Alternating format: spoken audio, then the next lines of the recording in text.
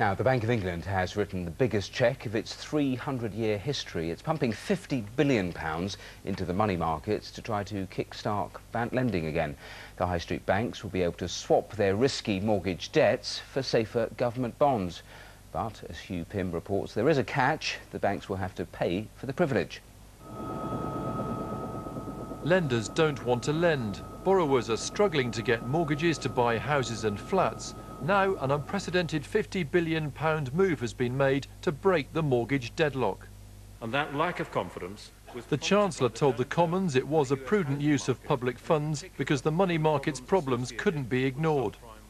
The banking system is crucially important for just about every single business, just about every individual, all homeowners in this country, and therefore no government could simply say, well, it really doesn't matter what's going to happen to the banking system.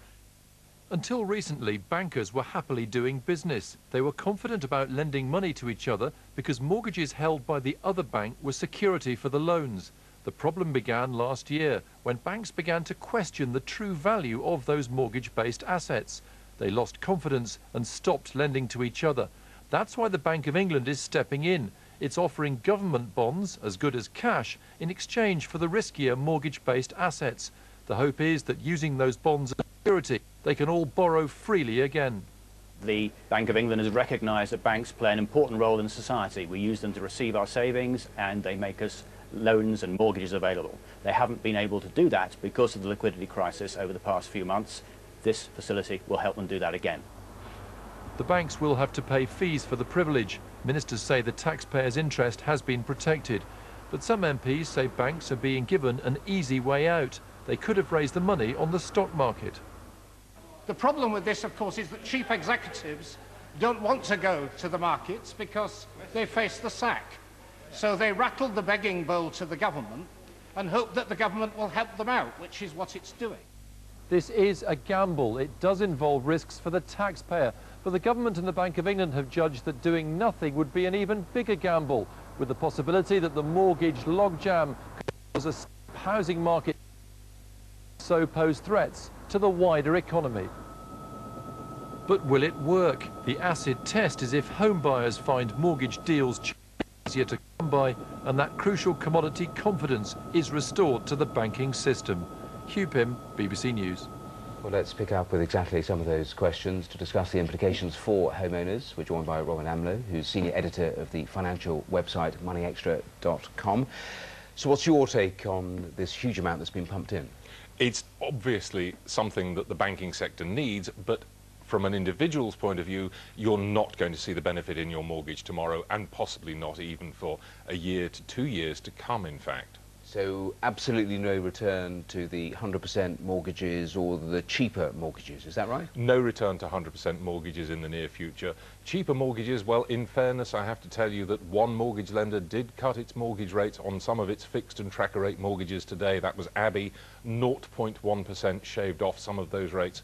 But what you have to look at is what's been happening to mortgages over the course of the last few weeks. And of course, Gordon Brown had the big mortgage lenders in to tell them that he needed them to pass on lower interest rates to people. And 24 hours after that happened, the Halifax responded by putting up the rates on its fixed rate mortgage products.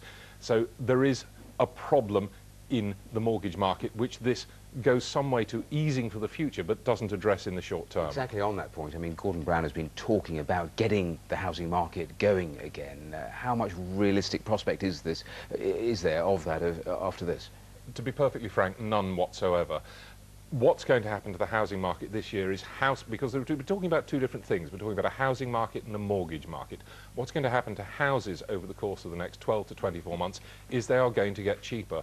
Now, at one level, why is it so bad that houses are going to get cheaper, bearing in mind that you're looking at a situation towards the end of last year where it was 6 times average earnings to buy a property? That's not a bad thing for houses to get cheaper. The mortgage market is something separate. Mortgages are going to be difficult to come by. So no cheaper deals around. The prospect of getting things going, again, you say that is next to nothing. In terms of what else the government can do, what is there?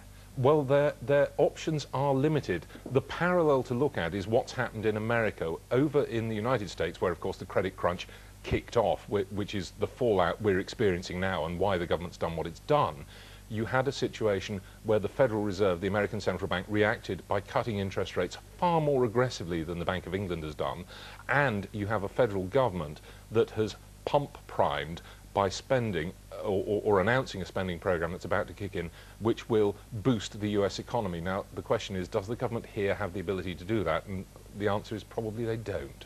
Okay, Robin Amlôt, thanks very much. Thank you very much.